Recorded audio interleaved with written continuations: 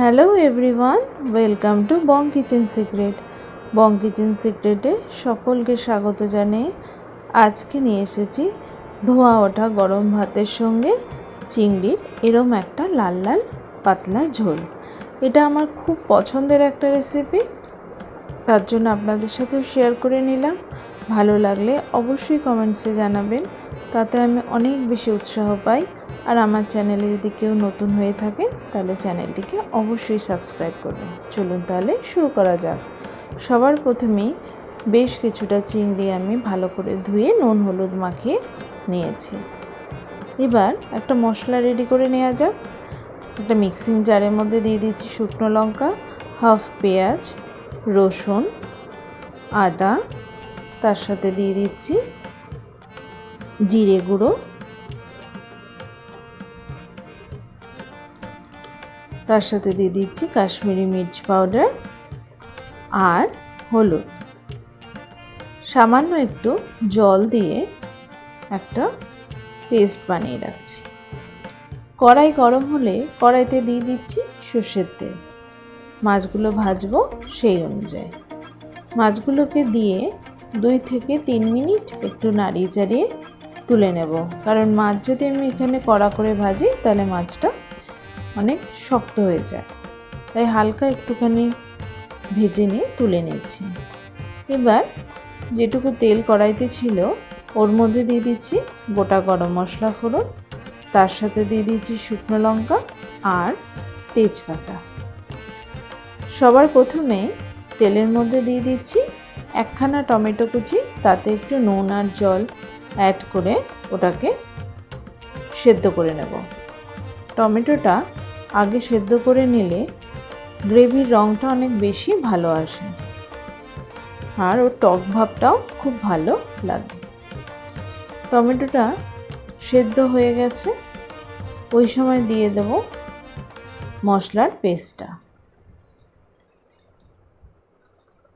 Mixing জারের ধোয়া জলটাও দিয়ে দিচ্ছি। এবার ভালো করে শুধু কষিয়ে নেওয়ার পালা। ঢেকে কষাবো, যেহেতু জলটা অনেকটাই আছে আর মশলার কাঁচা গন্ধটাও যাবে। দিয়ে দিচ্ছি পরিমাণ মতো নুন আর চিনি। এখানে চিনি বা গুড় যে কোনো কিছুই দেওয়া যেতে পারে, তবে দিলে অনেক বেশি ভালো লাগবে আর মিষ্টিটা হলে। ভালো করে কষে নেব যতক্ষণ না জলটা একদম শুকিয়ে যাচ্ছে। জলটা এরকম শুকিয়ে গেলে যখন মশলাটা থেকে তেল বেরিয়ে আসবে তখন অ্যাড করে দেব লম্বা করে কেটে রাখা আলু। এই আলুগুলোকে আমি 50% সেদ্ধ করে নিয়েছিলাম। দিয়ে দিচ্ছি ওই ভেজে রাখা চিংড়ি মাছটা। মশলাটার সঙ্গে সম্পূর্ণ ভালো করে মিশিয়ে নিয়ে ঢেকে হতে দেব কিছুক্ষণ। কিছুক্ষণ পর ঢাকনি খুলে আবার এপিট ওপিট একটুখানি মশলাটার সঙ্গে নাড়িয়ে ছাড়িয়ে নিয়ে আবার ঢেকে দেব কিছুক্ষণের জন্য। যখন কষে আসবে, পাশ থেকে যখন তেলটা বেরিয়ে আসবে, ওই সময় ঢাকাটা সরিয়ে আরও একবার এপিট ওপিট করে নিয়ে দিয়ে দেব আন্দাজ মতো গরম জল।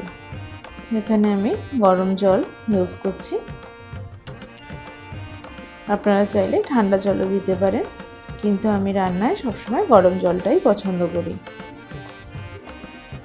যেহেতু এটা চিংড়ির ঝোল হবে, তার জন্য কিন্তু জলের পরিমাণটা অনেকটা বেশি দিয়েছি। ভালো করে ফুটতে দেব স্লো ফ্লেমে 10 থেকে 15 মিনিট। তেল বেরিয়ে এলে উপর দিয়ে ছড়িয়ে দেব গরম মশলা গুঁড়ো। গরম মশলা গুঁড়ো দিয়ে ঢেকে হতে দেব আরও 5 মিনিট। আলু সব সেদ্ধ হয়ে গেলে এবার গরম ভাতে যেরকম খুশি পরিবেশন করুন, খেতে অপূর্ব লাগবে।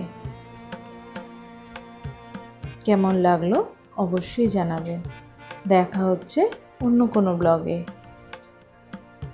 ভালো থাকবেন, সুস্থ থাকবেন।